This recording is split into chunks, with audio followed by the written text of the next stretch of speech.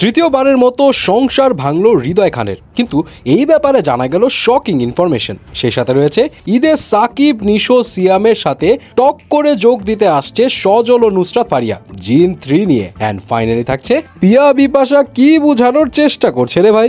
এখন আর দেরি না করে গসিপসে চলে যায়। প্রথমে আসি হৃদয় খানের কাছে। তাহলে তৃতীয়বারের মতো ডিভোর্সের সম্মুখীন হলেন হৃদয় খান। মিডিয়া রিপোর্টস থেকে জানা যায় 2017 সালে তৃতীয়বারের মতো বিয়ের পিঁড়িতে বসেছিলেন হৃদয়, কিন্তু সেই সংসারেও বাজলো বিচ্ছেদের সুর। তৃতীয় স্ত্রী হুমায়রাও আর থাকতে চাইলেন না তার হয়ে, বিরক্ত হয়ে দিলেন ডিভোর্স। জানা গেছে বিয়ের কয়েক বছর সংসার করলেও হৃদয় খানের আচরণ ও জীবনযাপনে অতিষ্ঠ হয়ে তাকে ডিভোর্স দিয়েছেন হুমায়রা। কিন্তু বিভিন্ন সূত্রে আরও জানা যায় যে অনেক আগে হৃদয় ও হুমায়রার ডিভোর্স হয়ে গেছে। হৃদয়ের উপর নানা কারণে বিরক্ত হয়ে ডিভোর্স লেটার পাঠান হুমায়রা, কিন্তু ডিভোর্সের বিষয়টি এতদিন গোপন রেখেছে হৃদয় ও তার পরিবার। এদিকে বিচ্ছেদের খবরটি ছড়িয়ে পড়লেও তা নিয়ে মুখ খুলতে নারাজ হৃদয় খান। তিনি বলেন, বিষয়টা খুব সেন্সিটিভ, তাই এটি নিয়ে আপাতত কোনো কথা বলতে চাই না। এর আগে 2015 সালের 1 আগস্ট নিজের চেয়ে বয়সে বড় দেশের জনপ্রিয় মডেল সুজানা জাফরকে বিয়ে করে চারিদিকে হইচই ফেলে দিয়েছিলেন হৃদয় খান, কিন্তু 1 বছর পূর্তির আগেই 2016 সালের 6 এপ্রিল ডিভোর্স হয়ে যায় তাদের।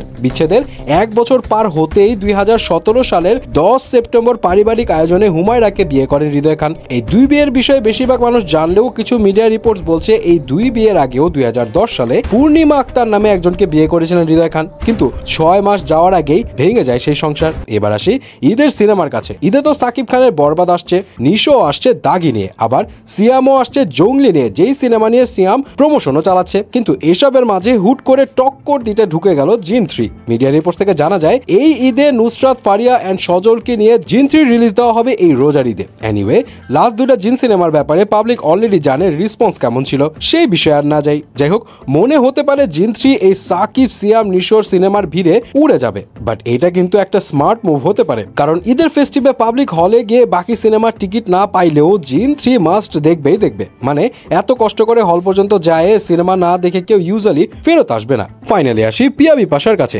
এই প্রিয়া বিপাশা তো আর আগের প্রিয়া বিপাশা নেই, অনেক পরিবর্তন হয়েছে। এটা তো অলরেডি সবাই তাকে দেখেই বুঝে গেছে। এন্ড রিসেন্টলি সে একটা ভিডিও পোস্ট করে যেখানে সে মেকআপ করে একটু পোস্ট দিয়ে ভিডিও বানায়, যেইটা দেখে অনেকে কনফিউজ আসলে বুঝাতে চাচ্ছেটা কি। যদিও অনেকে এত কিছু বুঝাবুঝির মধ্যে সিম্পলি বলে দিচ্ছে, বাবা অনেক স্টানিং লাগছে তো।